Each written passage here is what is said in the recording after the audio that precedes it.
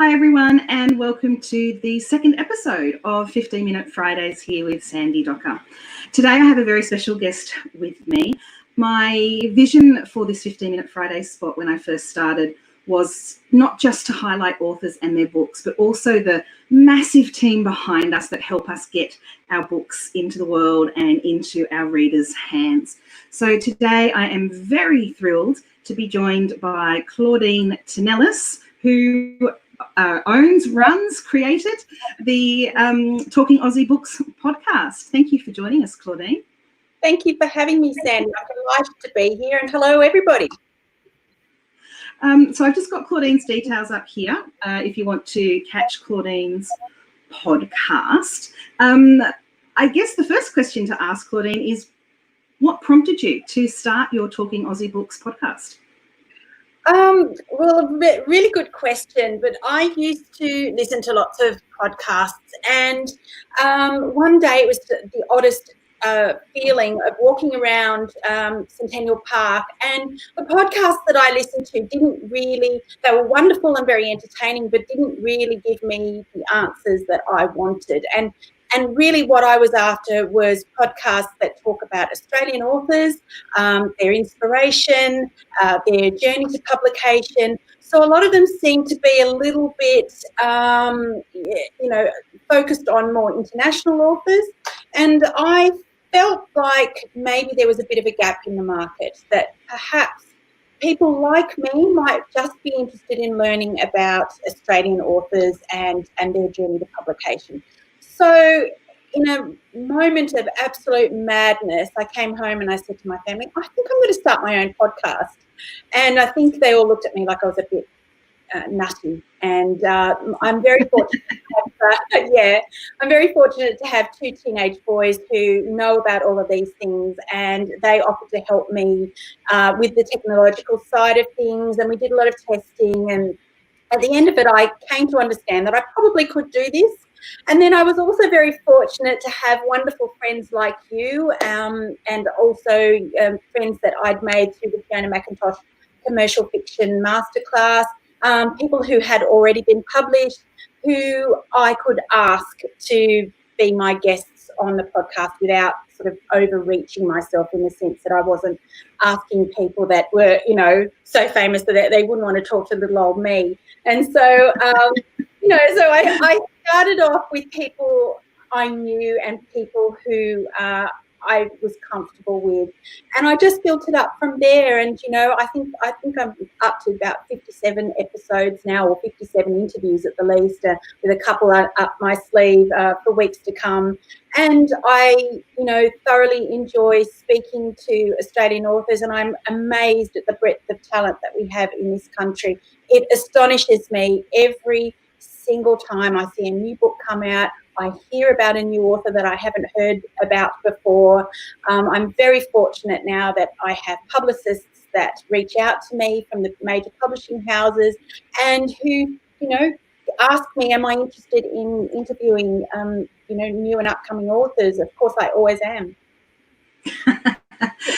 When you talk about the depth and breadth of the Australian authors that you've interviewed, and I've been fortunate enough that you've interviewed me twice now on the podcast, episode 2, I think I was, and then more recently this year with the Banksia Bay Beach Shack. And I've listened to quite a few of your podcasts, but I had a look at your website last night just to kind of get myself a better understanding of the types of authors that you've had on. And this is just a snapshot of the authors that you've had on your podcast. You have romance, women's fiction, magic realism, crime, children's books, historical. You have a huge range of Australian authors there. And I wanted to know what the positives of that are, and if there are any disadvantages to having such a breadth of genres within your podcast. I don't see any disadvantage, Sandy. I love speaking to all Australian authors. I should probably put a rider on that, in the sense that I only interview fiction authors.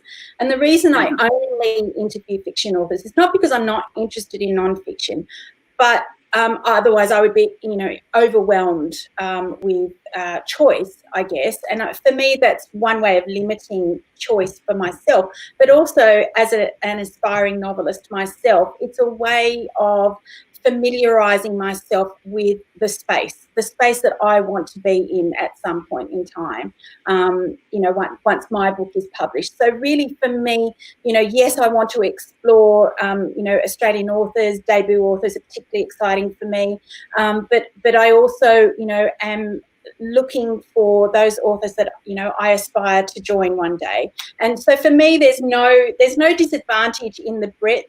I love speaking to everybody, and I love hearing about their journeys and finding out what inspires them, how they get their ideas, how they, practice their writing, what is their routines. I love learning about all of these things. So for me, there's, I love everything. And the advantage in some ways of having such a breadth of genres, available to me, is that it forces me to be reading. It forces me to be reading outside of the genre that I actually, am writing in, which is, women's contemporary fiction. So I get to, learn about all the different genres and how different people approach their writing.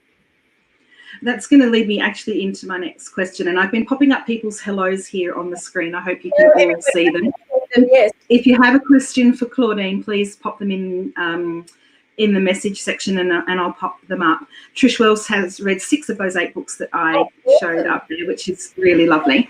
Obviously, you read all your books. One of the things that I love when I'm interviewed by you is you clearly have read every single word of the book of the author that you interview. And that's not always the case. I know that sounds crazy, but I have been interviewed by other people where, it's clear they haven't read the book. Not only do you read the book, you come up with really insightful and interesting questions. And it's such a joy as an author to be on the end of that. Where do you find the time to do so much reading? I can barely get through a book a month. Well, I make it a priority, I guess, and I have come to understand that anything you do, whether it's, exercise or, writing or reading or cooking or whatever, it's all about a matter of priorities. And I definitely make my reading a priority. Obviously, I went through, most people would know that I was a corporate lawyer for many years, and I went through a very long period of time and raising 3 small children that I didn't have time to read. Now my children are much older. I've got 2 up at university and 1 in high school, and all fairly self-sufficient. So I do have a little bit more time to devote to the things that I like doing. And reading is one of those very special things. I've always loved to read, but now I do definitely make the time. And the fact that I schedule interviews with authors regularly really does motivate me to keep on top of, what's hot, what's new, what's going on the Australian fiction scene. And one of the things that people out there may not know, and it's something I wouldn't have thought of unless I was part of this whole, wheel of turning cogs that make up the book industry, is that you guys don't get paid to do your podcast. So this is actually a labour of love for you. So where does that desire come from? Is it just that you want to share these stories with other people, or is that what it is? Yeah, most definitely. I want to share, books with other people. I've always loved talking about books with people, and it's always been a joy for me to be able to, share the books that I'm reading with people around me. But I think, more from a pragmatic point of view was the fact that I started this podcast. It was, me connecting with, writers and building a community around myself, because I didn't really have anyone that I could speak to about my writing, about my books. There were a few people, I won't say that there wasn't anybody, but I kind of felt like I was alone in many respects. And then I found you, and I found Michelle, and I found Cass, and I found, Georgie. I found a group of people that I could talk to about books and about writing. But then but starting the podcast really dovetailed things for me and made me feel like I was working towards something. So whilst I don't get paid for it, I have just been amazed at how many people are supportive of what I'm doing, and I've built, this wonderful relationship with all these like-minded people, not only readers but writers as well, who enjoy learning about different books that are coming out and about different authors. And I love engaging with these people online and learning about what they're doing. And, hopefully one day when I've got a book that comes out, people might be inclined to read it. Well, I will make sure that they are inclined to read it, Claudine. I think the beautiful thing about the position that you're in is that you're kind of the bridge between writers and readers, and you've got that connection with both ends, which I think is really lovely. And we've got some questions coming through here, Claudine, so I'm going to pop them up on the screen. So keep them coming, guys. And then I've got a question of my own, which at the end I'm going to throw to you and the audience. Okay. And that's where our giveaway will come in. So we'll get to that in just a moment. But we have a question here from Trish, who wants to know if you speed read to get through so many books. Yeah, my husband is convinced that I speed read through all of my books. Look, I must confess to you that many years ago when I was a practicing lawyer, I did do a speed reading course, and certain principles did stay with me, but and my husband always says, well, then you mustn't read every page. Of course I read every page. It's just that I've become actually quite fast at reading. And so, an average 90,000 page, 90,000 word, not page, 90,000 words will take me probably about 5 hours to get through. So that's an afternoon's reading for me. Yeah, I can vouch for the fact that you must read every page, because your questions, as I've said, reflect that in your interviews. It's very, very clear that you have read every single word. We have a question here from Sarah. Hi, Sarah. Are you close? We both know Sarah personally. Are you close to publication of your novel? Is there anything you can share with us about that? Oh, I wish that I could say I was close to publication. I've actually written 4 books, and one I shall never speak of ever. We've all got one of those. It's sitting in the bottom drawer, and I shall never, ever look at it again. I've written 3 subsequently, and, as much as I'd love to say that, they will be published, I suspect they won't. The last one that I just finished, literally, has just had a structural edit, and I am now polishing it up, and I've started pitching it out into the world. And I just overnight participated in PitMad on Twitter. So it's been there, done that. A whole new world. But look, thank you for asking that question, Sarah. I'm really hopeful that somebody will be interested in this new novel that I've just finished working on. We've got some lovely comments here. Michelle can't wait. Vanessa says you're closer than you think. For those that don't know, PitMad is a Twitter pitch competition where you have a set number of characters where you pitch your novel on Twitter, just live to the world, and agents tune in and read them and see if they want to have a look at them. It's a very crazy place to be. I'm no longer on Twitter, but back in the day before I was published, I used to participate in those contests as well. Now, Cassie's got a question here, and it's kind of leading into my competition question. Leonie, who's my critique partner, who's going to be published in July this year. Sandy, the Twitter contest. We used to check each other's pictures before we would put them up. It's not easy to pitch in a short number of characters. Oh, no, it's not easy. No. All right, so I'm going to put Cassie's question up, but it does lead into my question as well. So it's a question to people viewing either here live now, or if you're watching this back later, and anyone who answers that question will go into the draw to win. It's a super duper prize, a Banksia Bay Beach Shack coffee mug filled with chocolate. I mean, what more do you need in life? I figure if they're reading my books or listening to your podcast, a hot cup of chocolate and some nibbles is a really good idea. Okay. Oh, we've got so many questions. I might leave the competition till after we get through these questions. So, Cassie, I am coming to you, but we're going to jump to Maya next. Here we go, Maya.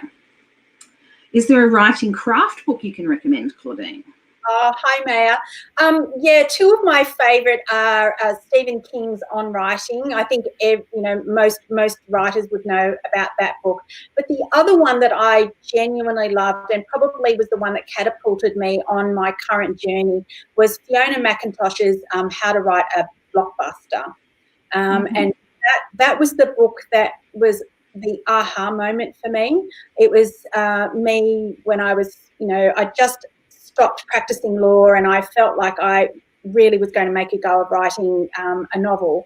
And when I picked up Fiona's book, it all made everything very clear to me, just in terms of, trying to balance your writing with living a life.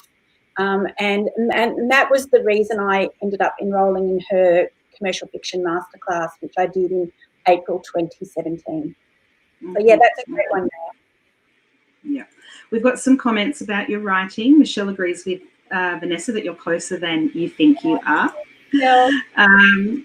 Leonie about the Twitter pictures. Yeah, I saw that last night. Yeah. I'm so glad I'm not on Twitter anymore, I have to say. Sarah's hoping that you will get scooped up soon. Georgie is very much looking forward to reading your book. Now, we have a comment here from a very, very special lady by the name of Irene Docker, who is my mother.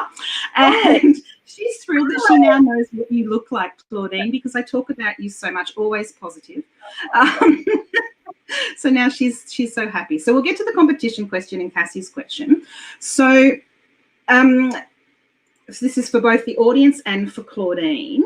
And I'm going to tweak your question a little bit here, Cassie. I would like to know, in all of history, who would be the one author you'd love to interview? So anyone watching, if you can tell me who you would love to interview, and Claudine, who would you like to interview if you could have your pick of any author throughout history?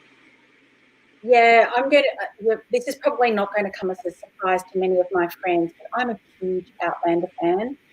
And I have met Diana Gabaldon. It was many years ago in the Four Seasons Hotel here in Sydney when she released a few books a while back. And I have a massive crush on her. She is just always me for me. She's 60 plus and she's just so prolific and, just incredibly talented and super educated. She's my dream interviewee. Look, I've heard her speak on any number of occasions, so I probably wouldn't be able to ask her anything that she hasn't already been asked a million times over. But I would just have the satisfaction of knowing that I spoke to Diana Gabaldon, other than just mumble a hello and move aside with a really red face. So. Well, that was what I was going to ask. Do you think you'd be able to get the questions out, or would you freeze up in a total fangirl moment and just go blah, blah, blah, blah? I think I'll probably be really tongue-tied. I usually do get tongue-tied when I see an author or meet an author for the first time that I really admire. And I've been known to giggle like a hyena and, go red in the face. So podcasts are perfect for me because I get to hide behind my computer screen and my microphone. I don't actually have to come face-to-face with my with my idol. Okay, so out of the ones you have interviewed, who's made you feel that way? Other than me, of course. Of course you, my darling. Of course. Look, I must say that I was a bit starstruck by speaking to Michael Robotham. Just because he's I really admire his work. A huge fan of his work, obviously. But also Christian White. Christian White made me laugh so much. I think I spent 15 minutes of that interview laughing. And I had to cut a lot of that out. But, look, occasionally I do, I get to speak to people that I really, truly, genuinely admire their work and feel a little bit like, oh, why did they agree to speak to me? Because they know what a great interviewer you are, I think. All right. So other people have answered this question. Bev would like to interview Jane Austen. I'm with you, Bev. Anyone who knows me knows that I have a bit of a thing for Jane Austen. Trish Welsh would like to interview me. She doesn't need to do that because I see her every now and then when I go up to COS. And also Patricia Cornwell. Yes. Maya would love to interview Marion Keyes. Oh, she is funny, Marion Keyes. I saw her when she was in Sydney last year and I nearly wet myself. She was so funny. And and a couple of people have said they loved your interview with Christian. So that's really nice. All right. I'm going to wrap it. Oh, hang on. Leonie wants to interview Enid Blyton. There you go. That would be an interesting interview. That would be. There's one more question here. It's a bit of a tricky question. You can take the fifth if you want to on this one, Claudine, but it's not coming from me, so you can't hate me. Okay. It's from Cassie. You are allowed to hate Cassie. I'm joking, Cassie. Without naming names, have any authors ever disappointed you? And what are your tips for authors being interviewed? So 2 separate questions there. Okay. Yeah. Look, I have to say, by far the majority of authors that I've interviewed have been absolutely delightful and incredibly generous with their time. There have been a couple that I've felt that perhaps they only spoke to me because their publicist asked them to. And it probably was, and they didn't know anything about me or didn't know anything about the podcast. So it was really just the publicist has asked them to speak to me, and so they have. And, I kind of felt a little bit let down by, it was really only 1 or 2, a little bit let down by that, just because, as you say, it's a labour of love for me, and, and I'm all about promoting the people that come on the podcast. But there needs to be a bit of reciprocity about that. And so if I'm donating what ends up usually being about 10 hours of my time, to promote this book, and it's there forevermore for people to listen to, I kind of expect a little bit back, whether it's genuine interest in my podcast or at least knowing a little bit about it and about me, and also sharing it once it's live. And I kind of feel that should go without saying, but sometimes it doesn't happen. But that's cool. And then the tips for authors being interviewed. Look, I have to say, almost everybody that I interview do know about the podcast and know the kinds of questions that I ask, and are usually very well prepared for it. So, I guess maybe just knowing a little bit about the podcast and maybe listening to 1 or 2 is probably a good tip for authors who are coming on my podcast. Mm-hmm. The other tip I think is really important, and this was something my publicist mentioned to me before I ever went out on the road after I got published, was to be yourself. And I think that readers can see through you, interviewers can see through you if you're trying to be something that you're not. So I think that's another thing. Michelle would like to interview Catherine Woolley, who wrote her favourite childhood story. And if you follow Michelle's work, Michelle the Author Stalker, you will know about this story. Maya Linnell's got a lovely compliment for you, that they want to speak to you because you are such a good interviewer and you make the listeners want to buy the book. Your passion is so clear when you're interviewing us, and both Maya and I have been interviewed by you, so that's really lovely. And Jo would like to interview 3 people, Anne Frank, Morris Gleitzman and Jane Austen. 3 fantastic people to interview. Indeed. All right. Leonie is praising you for your passion, for promoting Aussie authors. As an Aussie author myself, I can't praise you enough for that. We have so much talent here in Australia, and when podcasters like yourself get behind us, it really helps us reach our readership. So that's fantastic. Hang on, I think Cassie's being a bit smart here. Oh, Cassie wants to be me in her next interview. You can't be me, Cassie. You are beautiful in your own right, my darling. Yeah. She's cheeky, that one. All right. And Georgie would like to interview Sally Rooney. That's interesting. Have you watched her miniseries, Georgie? Because that's been on television, hasn't it? Normal People. So, all right. Well, of course, I've gone over 15 minutes. I'm thinking that maybe it was a little ambitious to have a set goal of 15 minutes, because once we start talking about books, it's really, really hard to stop. We've got one more question. This is the last question I'm going to answer. Otherwise, we'll be here until school pickup time. And Michelle also asked this question earlier, and I forgot to put it up. And it's, what are we both reading at the moment? Claudine, what are you reading at the moment? Yeah, look, I have to read this weekend, and I know you guys spoke about it last week, but this is my pick for this weekend. And only because I'm going to be interviewing the lovely Lisa Island next week, and so I want to get on top of that. It's actually been on top of my TBR for the last few weeks, and I haven't been able to get to it. But I did just finish reading, and I just give this book a plug, Imbi Mimi's The Spill, which is a publication. Now, Imbi actually won the 2019 Penguin Literary Prize, and this was a fantastic read. And listen out for my podcast with Imbi, which should be out in a couple of weeks' time. This was a terrific read. Highly recommended. Excellent. And I am just a couple of chapters into Kerry Turner's new book, The Daughter of Victory Lights. Beside my bed, so I can't show you a cover. So I'm just a few chapters into that. Cassie says it's okay if we miss school pickup. So let's just stay here all afternoon, everyone. Yes, that'd be great. Oh, dear. Claudine, thank you so much for joining me today. I'm just going to pop up that screen of where people can find you.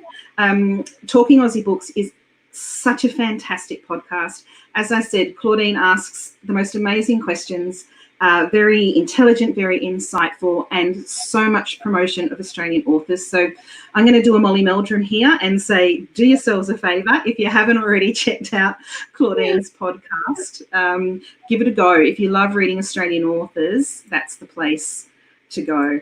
As I said, the competition will be open until midnight on Saturday for this amazing coffee mug and chocolate ensemble. And thank you everyone for joining me. I hope you have a lovely lunchtime, and I will see you all next week with another not so 15 minutes Friday. And I have an author guest next week, and I'm going to leave it as a surprise as to who it is. And I will see you all then. So I'm going to say goodbye to Claudine. Thank you for joining me. Thanks for having me. And then I'm going to say goodbye as well, and we will see you all next week.